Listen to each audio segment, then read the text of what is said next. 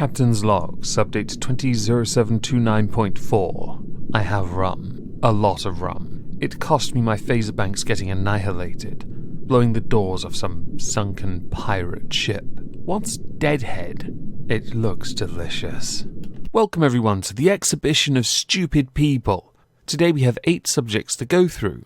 So to start, we shall go to the foreign aid budget of the United Kingdoms, where in a single year, the United Kingdom gave China £71 million to help Chinese firms compete with UK rivals. Just want to take a moment here and work this one out. China, one of the single biggest economies, one of the worst education systems in the world, required foreign aid from the UK taxpayer. It sounds stupid on the face of it, especially with the reason given, and only recently has Dominic Raab, the Foreign Secretary, ordered aid payments to China be slashed. I'm hoping all the way down to 0. Beijing is currently in the process of threatening economic reprisals against us after we suspended the extradition treaty with Hong Kong and banned Huawei from our 5G network. You know, the one that's akin to that of Y2J. Yes, said on purpose. I'll wait for someone else to cotton on to what I just said. The original claim with the foreign payments we sent was that the millions sent to China included teaching its citizens to use technology, helping it settle business disputes and train teachers. So you remember earlier where I referenced their horrific education system? Well, we were trying to help, but it turns out £71 million couldn't clear the stupid from Winnie the Pooh's head. Next, in the United Kingdom it is illegal to, while at the wheel of a vehicle, use your mobile device. Cell phone, mobile phone, pager, fax machine, the list goes on. You're allowed to use telepathy though, because they can't trace that. For this we insert movie director Guy Ritchie, most famous for marrying and suffering Madonna, but also Lock, Stock and Two Smoking Barrels, which is a fantastic movie. He was caught by a cyclist called Mike Van Earp in London while stationary in his car, basically congestion, texting. Mike Van Earp handed the footage to the Met Police. Guy Ritchie has in fact admitted he did break the law and was banned for 6 months because he couldn't be bothered to not be on his phone while in a queue waiting to move, because seriously, who the hell thinks it's a wise idea to drive around London? So I guess Guy Ritchie's an idiot for 2 separate reasons. The first for using his phone while in a car, the second for having a Range Rover in London and thinking it goes anywhere. Mike Van Earp, for those who don't know, has actually managed to sting about 200 people over the course of a year. He's doing his bit, everyone. Yes, he's also a grass. Because of the pandemic, many people have resorted to 5-finger discounting, a whole host of things that they shouldn't be 5-finger discounting. Many would attribute this to the panic buying of the coronavirus, which I can fully understand. It is a reactionary response to not fully understanding that we're all in this together. Seriously, we all need loo roll. Unless you're TPing a house or building a fort, in which case, can I come over? With this in mind, we're going to go to Vegas, to the Deja Vu Love Boutique in Sin City, where on July the 14th, a masked man, rather appropriately in the shop he's walked into, walks into the shop, nonchalantly grabs a 3-foot-tall, 40-pound device, which was standing on the sales floor, 3 foot tall, about the height of half my patrons, put it over his shoulder, walked out of the premises, crammed it into his vehicle, and drove off. Now I just want to take a moment and say, when this man is apprehended, I hope you catch him mid-use. But I'd advise you give him a cork, because the damage would be catastrophic. I'm having to be so careful how I phrase this one. Starts with a D, 4 more letters, take a wild guess, and you've got it. Yes, he did in fact take that. By the way, this item is worth $2,000, and this particular device has a name. It's called the Moby.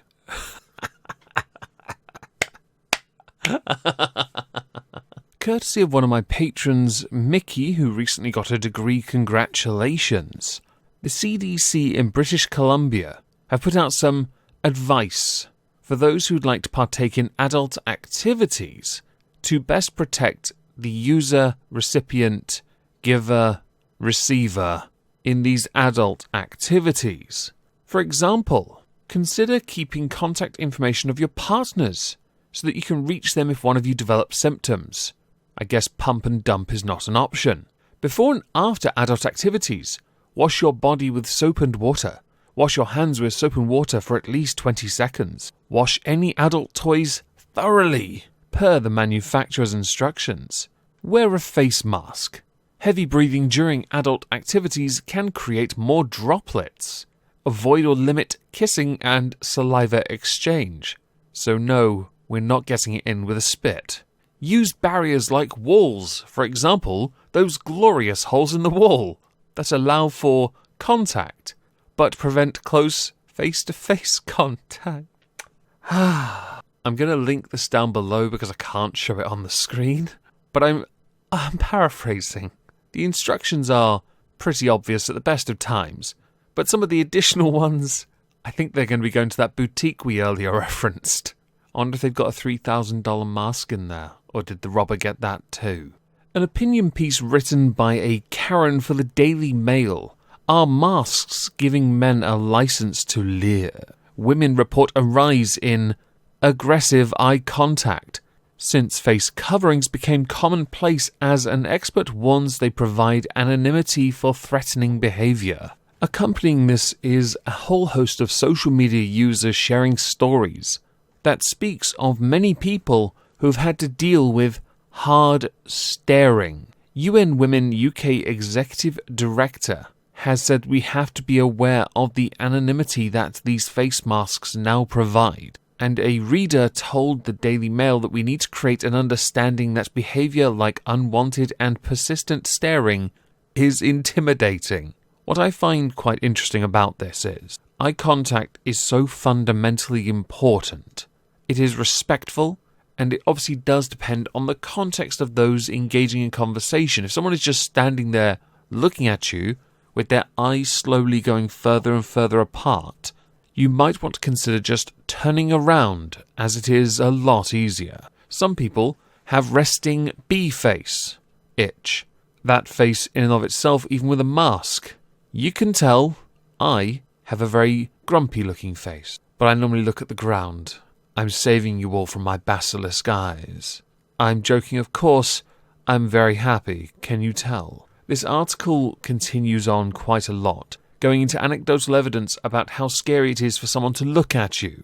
I have a strange feeling people are going to start getting those blinkers or blinders they put on horses, so the only way someone can look is directly in front of them, because screw peripheral vision. Or maybe they'll just let you use your peripheral and not the forward.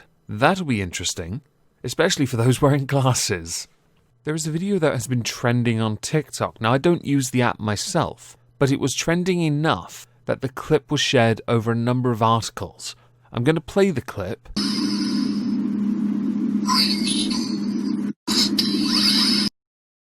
I'm sure some of you are going to say you heard one or the other, possibly both merged together, forming new words or other words entirely. It is a rather elaborate way of trying to muck up the brain. It has been confirmed, the audio says brainstorm, but these kind of videos are quite popular because they're a brain teaser. They're the kind that get you thinking, because you can hear one or the other depending on which word you see first or depending on what else you've heard around you before.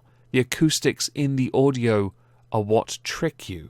I also think these are stupid because the answer is brainstorm anyway, but whatever. To the final story! Yes, I've actually removed one. There was going to be 8, but one was a tad. No.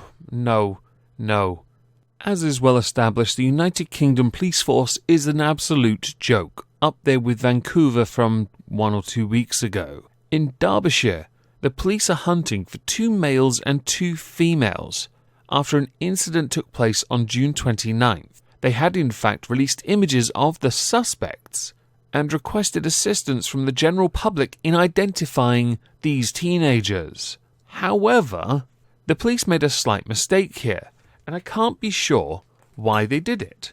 What did they do, you say? Well, They blurred the faces out of the suspects. I can't tell if the criminals are Tipex, Slendermen, plastic dolls from Doctor Who, or failed changelings. Or, more than likely, the police went and did this thinking they'd get help and not be utterly ridiculed for it. Should be noted, it was the latter. Understandably so, because they even said in the message, if you recognise the people pictured, I'm not even going to bother finishing that. You absolute plonkers. As with everything we cover here, I'd love to know what you think. So please do let me know in the comments down below. If I don't see you on Twitch tonight, I'm going to do some more Assassin's Creed 2. I hope you'll have a fantastic Thursday. And thank you all for listening.